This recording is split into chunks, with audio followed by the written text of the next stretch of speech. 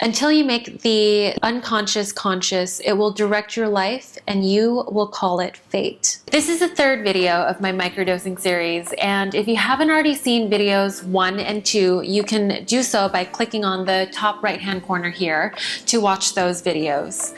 For this video, I'm going to operate off the assumption that we already have a basic understanding of what microdosing is and what its general benefits entail. Today I'm going to talk about setting up your day to get the most out of your microdosing experience. Anybody who's microdosed willy-nilly has likely run into incidents where it feels like instead of elevating our moods or increasing our focus, that our experience instead on a microdose feels like a negative mood state has been instigated or amplified. This, of course, is counter to the promise of microdosing, which promises XYZ. We know the list. We can get into it a little bit later. In other words, there is a right way to microdose and there is a wrong way, and doing it the right way will increase your likelihood of having a positive outcome as intended.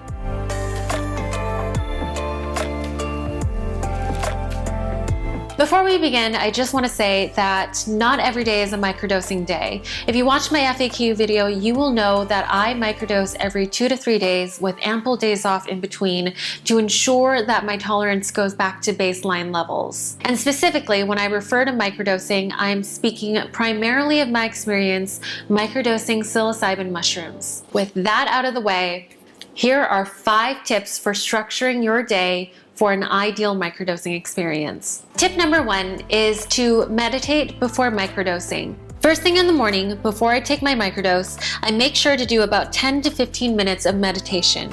Nothing fancy, just my daily meditation practice to ground myself into the present moment. Following that, I like to write in my gratitude journal. Gratitude is another practice for promoting mindfulness.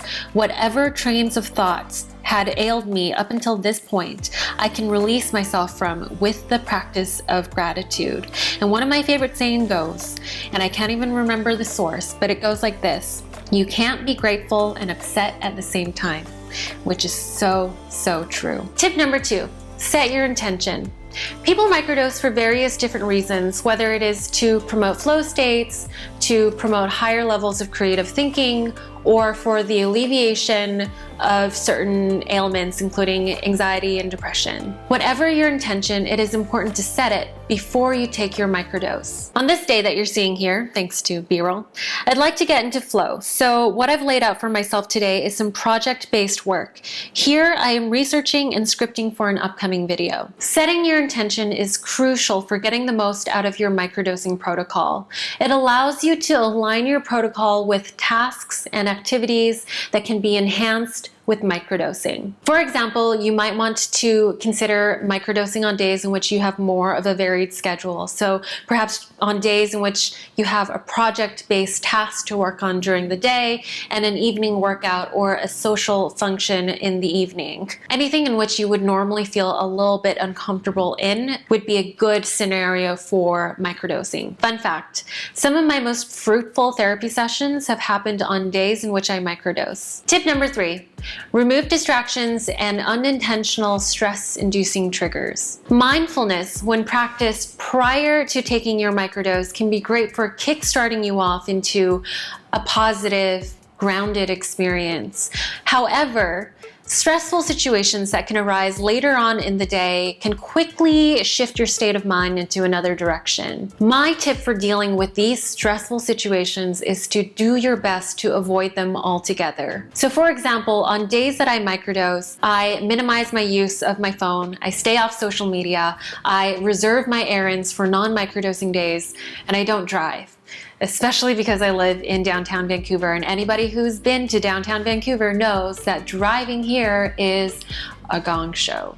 Tip number 4, if there's an issue on your mind that is currently weighing on you, either save your microdose for a later date, for until you've processed your issue, or be prepared to reorient your intention of the day altogether. The thing about magic mushrooms is that it has an ability to take you where your subconscious mind wants to go and to bring whatever it is that you're thinking about to the forefront of your consciousness. If this happens to you on your microdose, be prepared. If your original intention of the day was to, let's say, be productive on a project, but suddenly you find yourself really facing this issue that you have looming over you head on, then embrace it. I've learned the hard way many times that my microdose is not to be treated like an Ambien pill or like the ADHD medications I've been prescribed in the past. I don't get to use my microdose to quiet my subconscious mind or to tell it to shut up for the time being.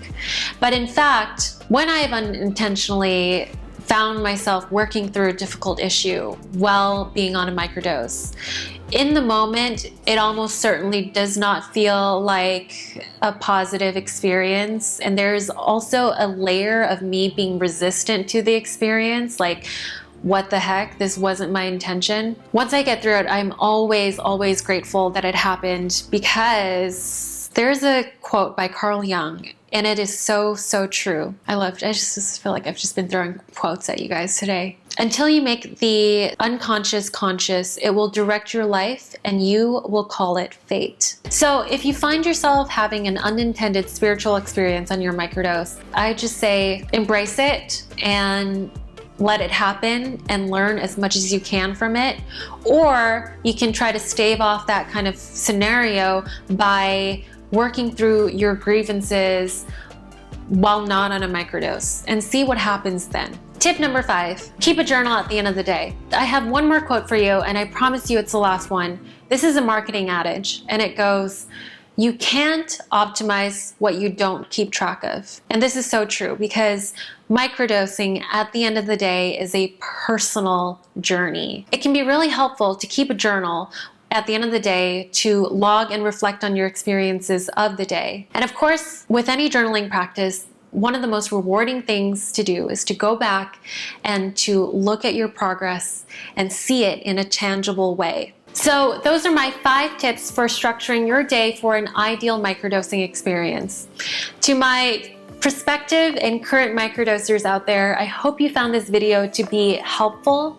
If you did, please consider giving it a like and commenting down below to let the YouTube algorithm know that content like this is interesting to people. Obviously, one day I'd like to see plant medicine and microdosing being legitimized everywhere like it fully deserves.